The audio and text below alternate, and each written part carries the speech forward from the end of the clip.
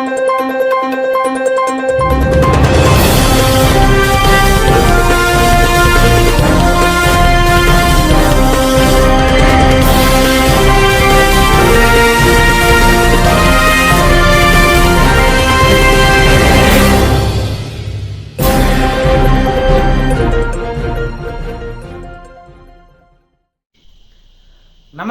A1 Shri మీడియాకు స్వాగతం. ప్రతిక్షణం సామాన్యుల పక్షం. నేటి వార్తా విశేషాలు.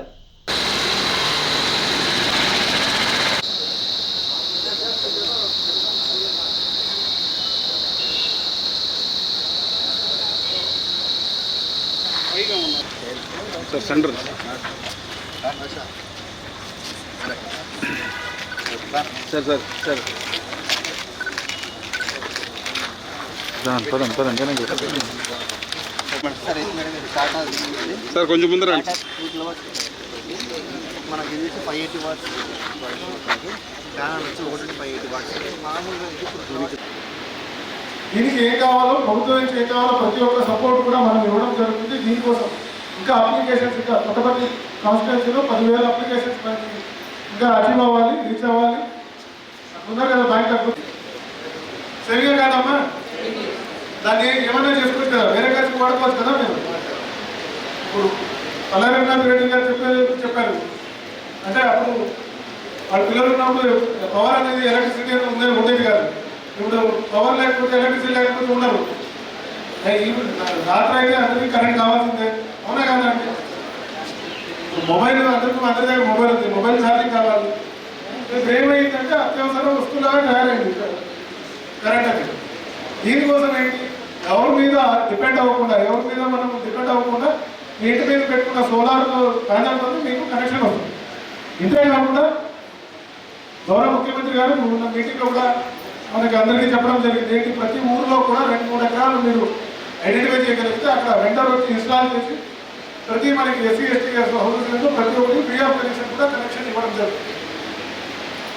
సో ప్రతి ఊళ్ళలో కూడా ప్యానల్ ఏర్పాటు చేసి 2-3 ఎకరాలు ఏర్పాటు చేసి అక్కడ కూడా కనెక్షన్ అనేది ఇంటికి ఇవ్వడం జరుగుతుంది. ఒకటి రూట్ టాప్ ఒకటి అయితే ప్రతి ఊళ్ళలో కూడా ఐడెంటిఫై చేసి ల్యాండ్ కనెక్షన్ కూడా ఇవ్వడం ఇస్తున్నాం. అర్థమైందా మీకు? చాలా మంది అర్థం అవ్వట్లేదు.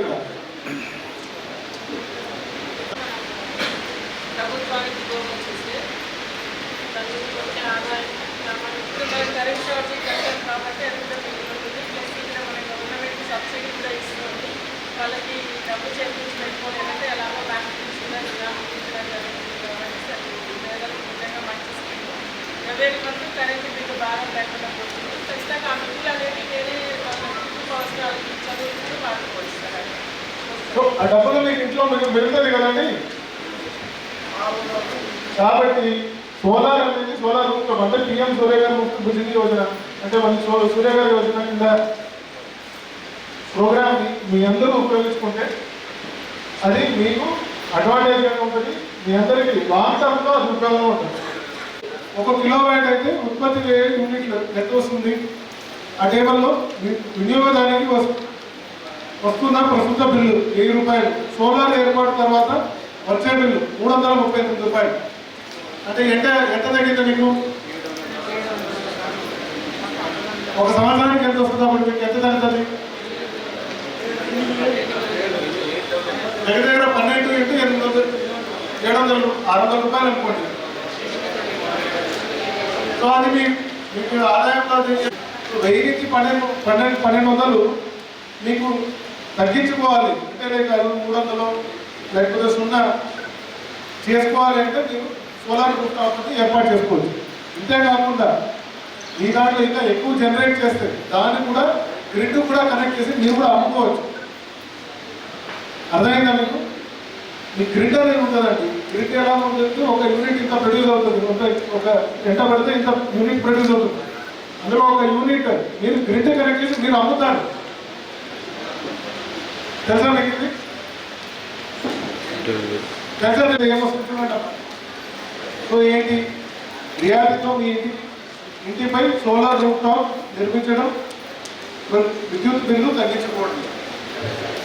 విద్యుత్ బిల్లు తగ్గించుకోండి. సో ఏంటి విద్యుత్ బిల్లు అనేది తగ్గించుకోవాలి మీరు? ఇంటికి ఒక ఆదాయం అని ఉంటుంది. ఆదాయంలో మీకు ఎక్కువ వ్యయం అంటే మీ ఎక్స్పెండిచర్ విద్యుత్ బిల్లుకి వెళ్ళింది అనుకోండి, అప్పుడు మీకు కూడా వేరే దానికి వ్యయం చేయడానికి తగ్గుతుంది కదా, తగ్గుతుందా లేదా? అందుకే ప్రతి ఇంట్లో కూడా మీకున్న ఇప్పుడు ఆల్రెడీ ఉన్న ఒక వ్యయం ఉంటుంది. ఎంత కడతారండి ఒక ఇంట్లో ఎంత కడతారు? ఇప్పుడు ఎలక్ట్రిక్ బిల్, ఎలక్ట్రిసిటీ బిల్ ఒక నెలకి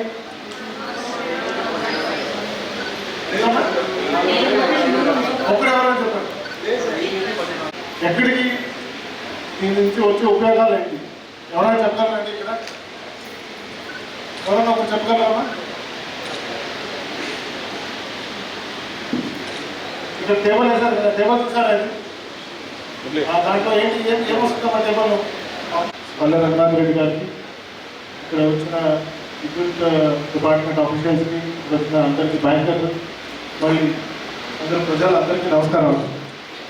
సో ఈరోజు ఈ కార్యక్రమం మీ అందరికీ ఇప్పుడు గుడి చుట్టూ తిరుగుతాం కానీ మనం కళ్ళారా పొద్దున్న లేస్తేనే మనకు కనపడే దేవుడు సూర్య భగవానుడు. ఆయన ఇచ్చే ఎనర్జీని మనం వాడుకోలేకపోతే నిజంగానే మనము అంతకంటే మనము వేస్ట్ చేసుకున్న వాళ్ళం కాదు. కాకోకుండా ఎన్విరాన్మెంటల్ పొల్యూషన్కి తగ్గించుకునే చాలా అవకాశం మనకి దీనివల్ల జరుగుతుంది. ఈ సోలార్ ఎనర్జీ అని విండ్ ఎనర్జీని పిల్లలకి చెప్తూ ఉంటాం. ఇది వాడాలి, ముందుగానే అంతా బొగ్గు వాడేవాళ్ళు కోల్ ఎనర్జీ, ఇంకా లేదంటే పెట్రోల్ డీజిల్ ఇలా ఫాసిల్ ఫ్యూయల్స్ని వాడుతున్నాము.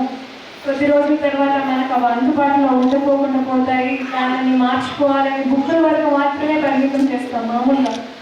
కానీ మన పిఎం గారి ఆధ్వర్యంలో ఇవాళ నిజంగానే ఆ బుక్కిష్ నాలెడ్జ్ మనం పిల్లలకి చెప్తూ వచ్చేది నిజంగానే ఇవాళ లైవ్లోకి తీసుకొచ్చే ఒక గొప్ప ప్రాజెక్ట్ ఇది పిఎం సూర్య గారు. ఎందుకంటే మనకి జైసల్మేర్ తర్వాత హైయెస్ట్ రికార్డెడ్ టెంపరేచర్స్, మనకి రాజస్థాన్ తర్వాత అనంతపూర్ డిస్ట్రిక్ట్లో మన అన్ని ఊర్లు చాలా హైయెస్ట్ రికార్డెడ్